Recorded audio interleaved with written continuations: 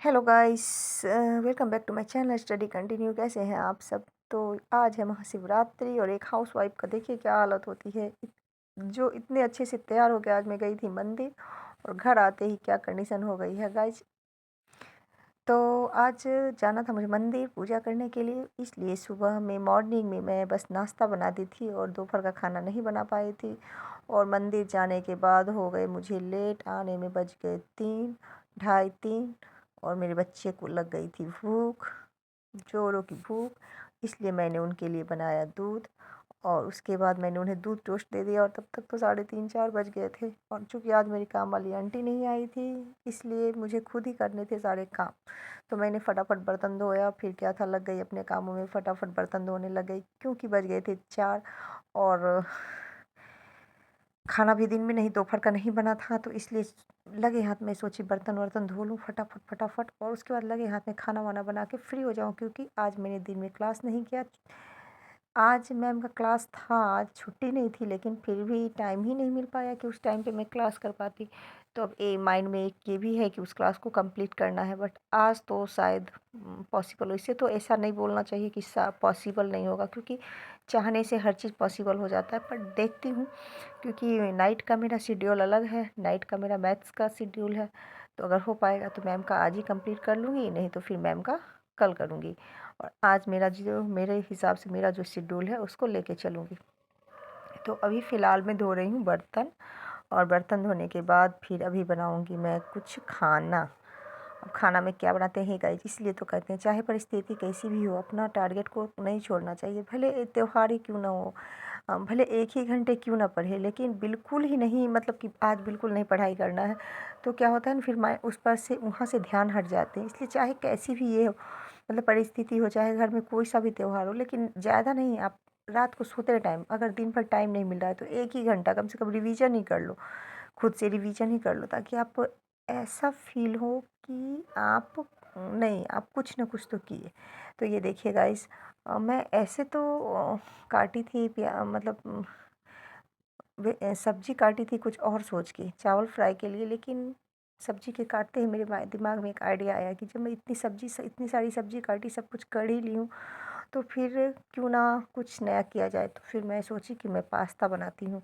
और जैसा कि ये मेरी पुरानी वाली कढ़ाई, ओहो! इतना इससे मेरे को ये है अटैच है कि ये ख़राब हो चुकी है, फिर भी मैं इसको नहीं हटा रही हूँ, क्योंकि इसमें इतना अच्छा पकता है ना, चिपकता ही नहीं है कोई भी सब्ज़ी, इतना अच्छा पकता है ना। इतनी पुरानी हो गई है तो कि मेरे को इतना अच्छा लगता है। तो मैंने फटाफट वाला पास्ता बनाया, फटाफट एक ही साथ सारी सब्ज़ी को ये कर दिया ताकि फटाफट से बन जाए ये पास्ता। लेकिन एक साथ अलग-अलग नहीं फ्राई की, क्योंकि जल्दी-जल्दी हो जाए, क्योंकि मेरे को और भी चीज़ दिमाग में है ना। और सॉरी गाइस, मैं फाइनली पास्ता का क्लिप नहीं ले पाई। मेरे माइंड में ये भी था कि इसको बना के मुझे अपना कंप्लीट करना है। तो ये मैं फाइलम निडेरिया का कर रही हूँ, सेकेंड फाइलम निडेरिया का रिवीजन, जो कि अगर आप इसका फुल ये देखना चाहते हैं तो इसका मैं वीडियो डाली हुई हूँ इस रिवीजन का। तो मैं इसका लिंक डिस्क्रिप्शन में डाल दूँगी, आप वहाँ से सर्च करके आप इसको अगर देखना चाहते हो, मेरे साथ रिवीजन इसी तरह से करना चाहते हो, तो आप कर सकते हो। आई होप कि आपको ये रिवीजन अच्छा लगेगा। और मुझे लगता है कि ये मतलब अच्छा लगेगा। और उसके बाद उसके करने के बाद फिर थी ढेर सारे कपड़े, जिसको कि मैं आधे कपड़े तो सूखे भी नहीं थे, आधे कपड़े को मैं लाके इसको फ़ोल्ड कर रही हूँ। अभी तक में बज गए हैं कितने, आप गेस कर सकते हैं। अभी तक हो गई 7 बज गए हैं। तो मेरे माइंड में ये है कि चलो एक एक चीज़ मेरा हो गया, कम से कम एक फाइलम रिवीजन हो गया। जो मैंने सोचा है कि डेली मेरे को रिवीजन सीरीज़ को कंप्लीट करना है, तो मैं पूरे दिन तो नहीं पढ़ी थी, लेकिन शाम को मैंने उस रिवीजन को कर लिया, उसको मैंने कंप्लीट किया। और उसके बाद मैं सारे कपड़े को तह लगा के इसको अपनी जगह पे रख देती हूँ, क्योंकि पूरा घर फैला रहता है ना, तो पढ़ने में भी अच्छा नहीं लगता है, मन ही नहीं लगता है रूम में बैठ के पढ़ने में। और चूँकि आंटी आती नहीं है तो मुझे खुद ही करना पड़ेगा। अब उसके बाद हो गया, उसके बाद था आज भोले बाबा और पार्वती जी की शादी। तो मैं चली गई थोड़ा सा मंदिर बच्चों को लेके, और वहाँ पे मैंने देखा कितना भीड़ है गाइस। देखिए इतने सारे बारात आए थे, इतने सारे। इतने सारे लोग बारात, मैं भी बारात में ही गई थी, ऐसा आप बोल सकते हो। उसके बाद फिर से मैं वापस आ गई घर, चूँकि मैं तो शाम को ही पास्ता बना ली थी और साथ में ही खाना वाना का तैयारी कर ली थी पूरा। तो उसके बाद मैं आ गई घर और फिर मेरा जो टारगेट है बच्चे को खिला उला के सुलाने के बाद का मेरा ये टारगेट जो है मैथ का। तो मैं जो परसेंटेज और प्रॉफिट एंड लॉस की थी उसी के क्वेश्चन को प्रैक्टिस कर रही हूँ। पवन सर ही यूट्यूब पे प्रैक्टिस करा रहे हैं, तो मैं उसका थ्योरी पढ़ी थी, तो उसी के क्वेश्चन को, अलग अलग टाइप के क्वेश्चन को प्रैक्टिस कर रही हूँ। क्योंकि मैं यही मतलब हाँ, सबको बोलना चाहूँगी और ख़ुद भी मतलब ट्राई करती हूँ कि मैं उसी बात पे रहूँ जो मैं सोचती हूँ।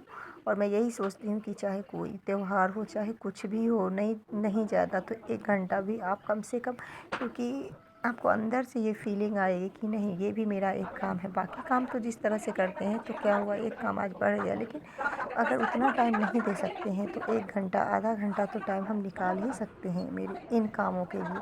क्योंकि हम हाउसवाइफ में एक यही चीज़ डिमेरिट होता है कि हर काम को हम लोग इम्पोर्टेंस काम का देते हैं, बट अपने मेन काम पे फोकस नहीं कर पाते हैं। उसका इम्पोर्टेंस समझ में नहीं आता है कि क्या है। तो यही चीज़ समझना है हमको कि इसका भी बहुत बड़ा इम्पोर्टेंस है। हर काम की तरह ये भी छोड़ा नहीं जा सकता है भाई, तो इसको क्यों छोड़ें हम, ठीक है। तो आप लोग की प्रिपरेशन कैसी चल रही है और आप लोग शिवरात्रि में क्या किए, और आज शिवरात्रि के दिन कैसे किए पढ़ाई मैनेज, ज़रूर बताइएगा। और प्लीज़ अगर मेरा वीडियो थोड़ा भी अच्छा लगता है तो प्लीज़ लाइक शेयर सब्सक्राइब ज़रूर कीजिएगा। कोशिश करूँगी कि आगे भी इसी तरह से और इससे भी और अच्छे वे में वीडियो लाती रहूँ। तो प्लीज़ आप लोग लाइक शेयर सब्सक्राइब करिएगा और देखते रहिए और अपने आप को मोटिवेट रखिए। क्योंकि आपके अंदर से जो आवाज़ आएगी ना, अंदर से जब मोटिवेट होंगे तो कहते हैं ना कि जब अंदर से आग लगेगी ना तो फिर कोई उसको बुझा नहीं सकता है। तो वही अंदर से आग निकलना चाहिए, अंदर से जोश आना चाहिए, अंदर से जुनून आना चाहिए। उसको कम मत कीजिए, वरना शादी के बाद तो घर में हज़ारों काम हमेशा रहेंगे, कुछ ना कुछ, कुछ ना कुछ, कुछ ना कुछ। लेकिन मैं ये नहीं बोलती काम को छोड़ना है, काम को भी नहीं छोड़ना है। अगर काम को नहीं छोड़ सकते, इग्नोर नहीं कर सकते, तो प्लीज़ अपनी पढ़ाई को भी इग्नोर नहीं कीजिए। और क्योंकि ये सोचिए कि हमारा आखिरी मौका है, यही सोच के आप ये कि मतलब करते रहिए। बाकी तो लाइक शेयर सब्सक्राइब कीजिए अगर अच्छा लगे तो। और थैंक यू सो मच।